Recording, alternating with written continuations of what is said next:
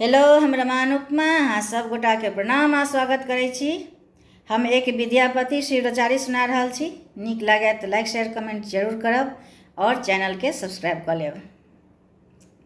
रूसी चलली गौरी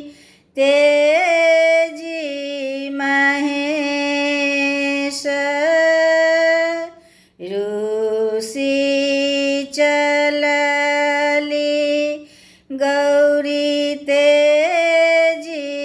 महेश, कर धाय कार्तिक गोद गणेश, रूसी चलली गौरी तेजी महेश, कर धाय कार्तिक गोद गणेश, तोहे गौरी जनु नैहर जा, तोहे गौरी जनु नैहर जा, त्रिशूल बाघाम्बर बेची बरुखा,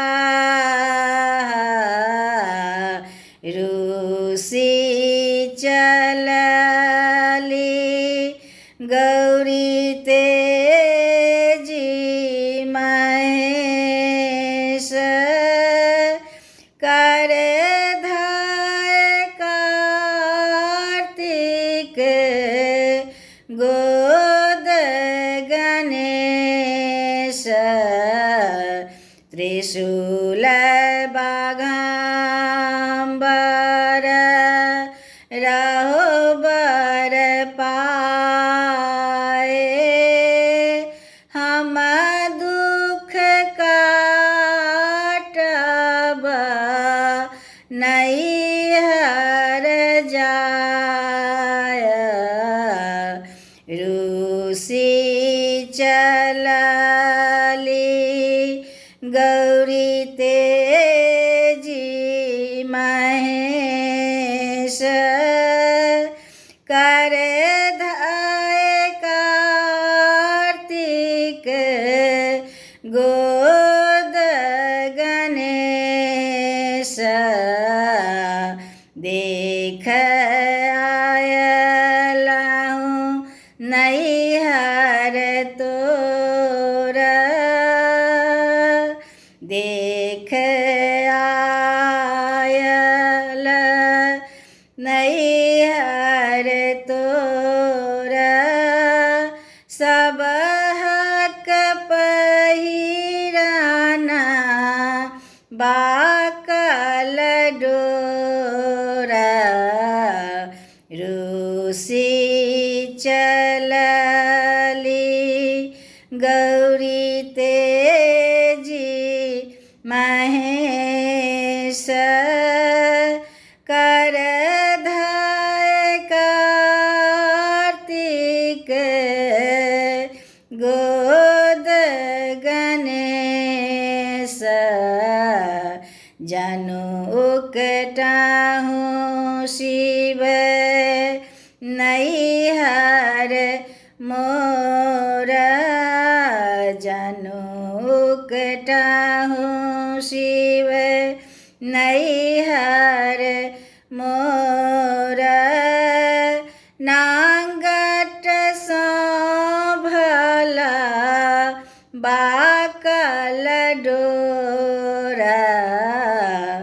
रूसी चलली गौरी तेजी महेश, कर धाय कार्तिक गोद गणेश। भनहि विद्यापति सुनु ये महेश भनहि विद्यापति सुनु ये महेश नीलकंठ भय हरिये सबहक कलेश रूसी चलली गौरी तेजी महेश